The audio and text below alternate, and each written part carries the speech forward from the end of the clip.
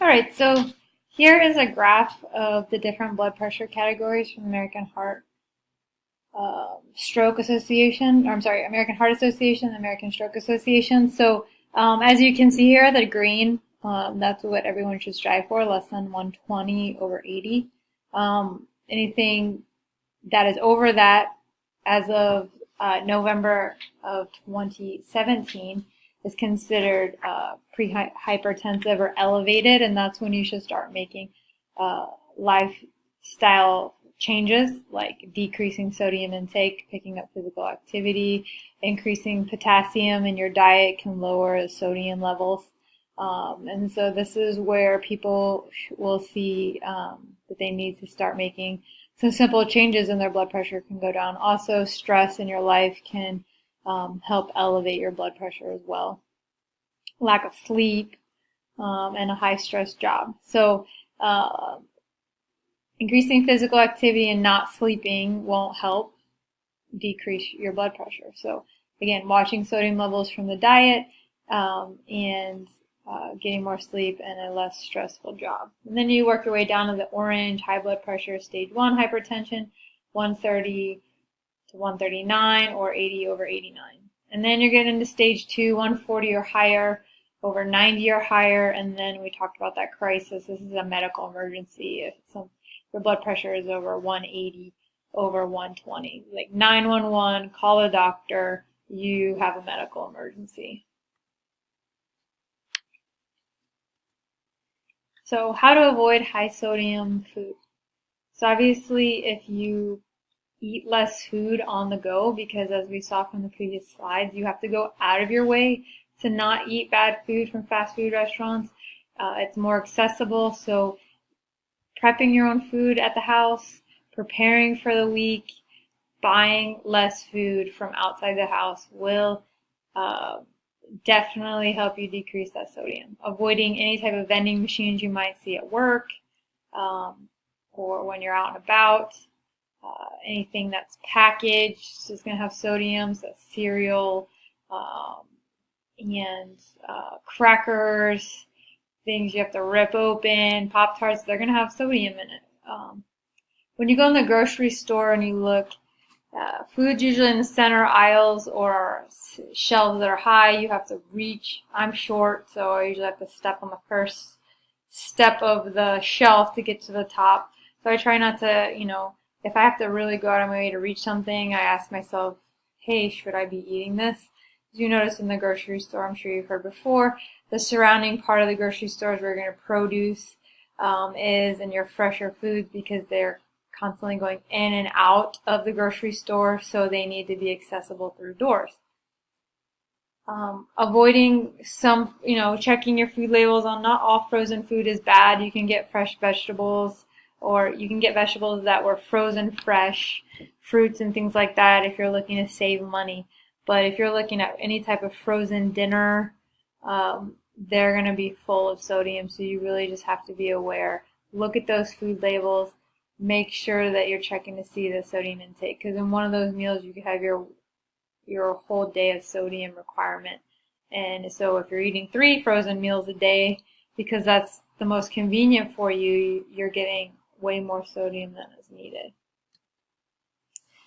Avoiding packaged meats. So like I said before, Vienna sausages, Spam. Lunch meat can have a lot of sodium in it as well, even though you're buying it from the deli. The way that it's cured or prepped can have a lot of salt in it as well. So planning your meals in advance. We talked about avoiding fast food restaurants and chains, and really try your best to cook at home. And we're going to go over some things that can really help you plan out and cook more efficiently. So if you're lacking the time, if you plan in advance, you can set yourself up for success. So let's talk about foods that have less sodium. Anything fresh produce, things that don't have ingredients. Their ingredient list is rather short. Buying fresh poultry, red meat, and fish instead of always buying it frozen. Because if you check some of the frozen chicken bags, they add salt in order either for taste or to make sure that it lasts longer. The only chance you can buying fresh ingredients, seasonings to flavor your food, like garlic, parsley, basil, rosemary, lemon, lime. Use citrus fruits to flavor your food is a really good way, and you're not adding any sodium, and you're getting some micronutrients from the citrus fruits, so it's a win-win situation. Really watch out for packaged seasoning. Packaged seasoning can be loaded with salt. So if you look at taco seasoning that you may use regularly, look to see how much sodium. You can get low sodium taco seasoning, so that's your first step to backing off the amount of salt in your diet. Just be really aware that, oh, I was so concerned about calories, and then we're not looking at, oh, it's not just about your calorie consumption, it's about what other type of ingredients are in there that could be harming your health.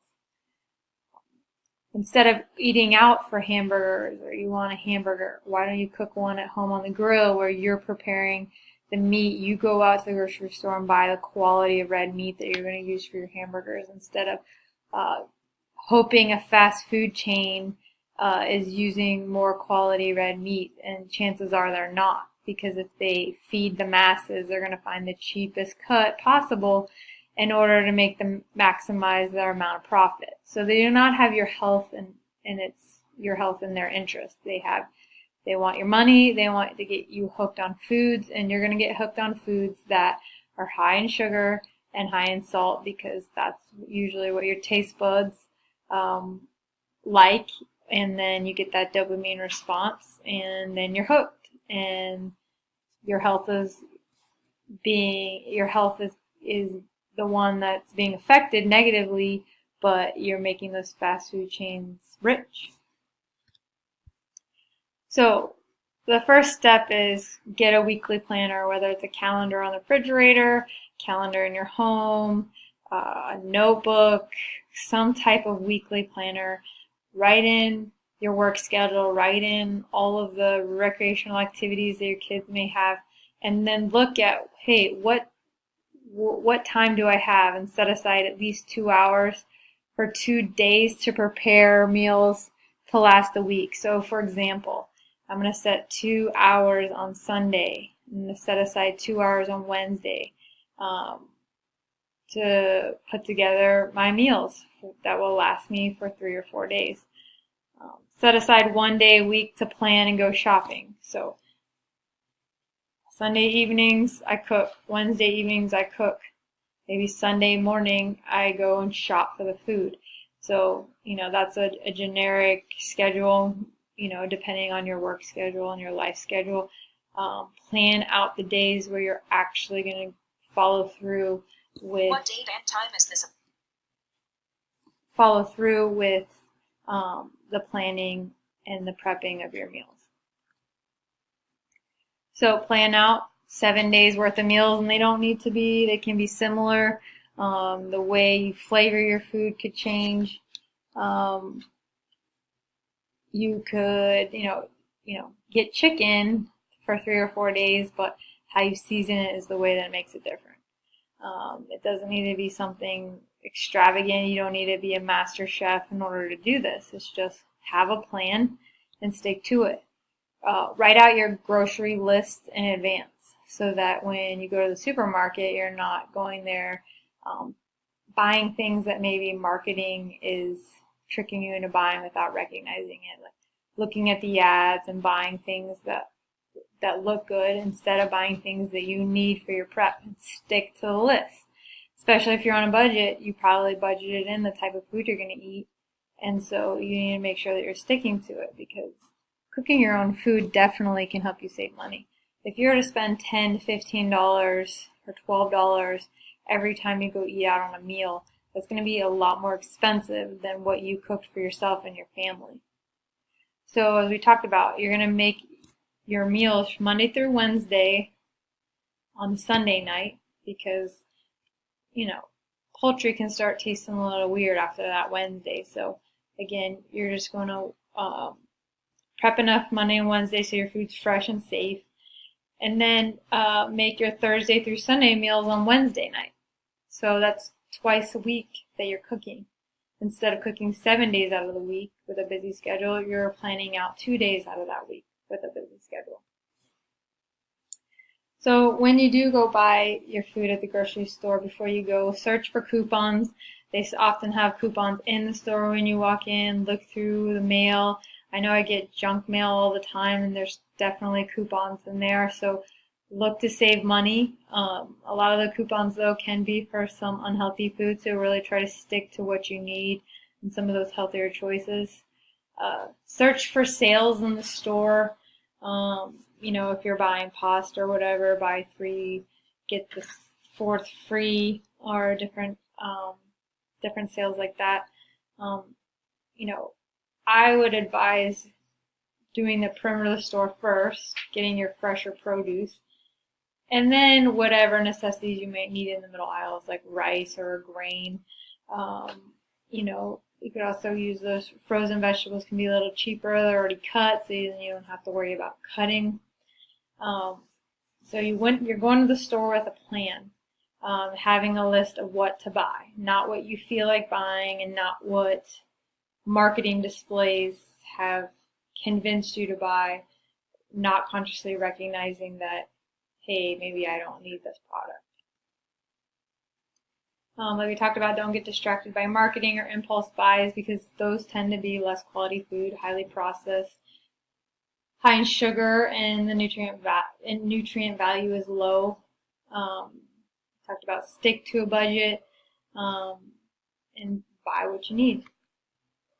Now, when we look into preparation, this tends to be the more labor intensive. I know for me, I don't enjoy going to the grocery store because it can be very busy. I live in a densely populated city, so I tend to go like on a Thursday evening when it's less busy. Saturday is crazy, or I'll go early on a Sunday morning. Again, that's just what works best for me. But before you start prepping, have storage containers or storage bags or Ziploc bags where you can store the food you prep for 3 or 4 days. Cut all your vegetables at once so it doesn't feel like you're constantly having to cut them. So you buy the broccoli, the cauliflower, you buy the zucchini, the cucumbers, cut it all at once, store it in Ziploc bags, pull from it as you go. You can also buy carrots that are already cut. You can also buy bags of vegetables that are already cut. Clear all your counter space of the clutter so you have room to work. Prepare multiple meals at once and freeze extra if you like, and then you can, earlier in the day unthaw the frozen food for later in the day.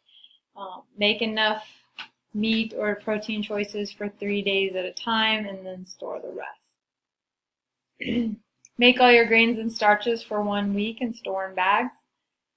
Organize your refrigerator so you know what's in there, so you don't waste food, and so you can find it easily and pull what you need, especially if you're busy grabbing a snack on the go. You put it all in those Ziploc baggies and then you just grab from it. Hey, I need snack for the 4 of us. Grab what I need from the Ziploc and you're out the door.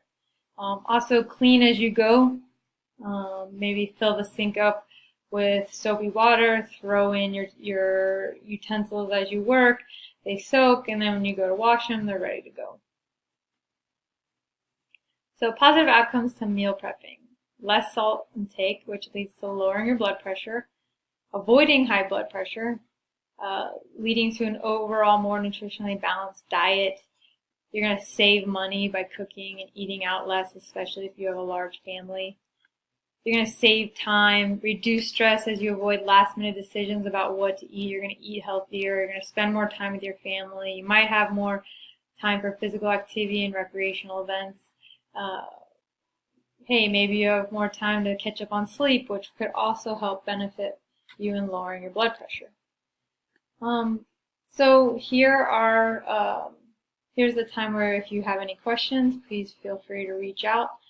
Also, I just want to show you the reference list so that you can take a look and use these websites or resources if you would like more information. And also, this is my second reference list as well.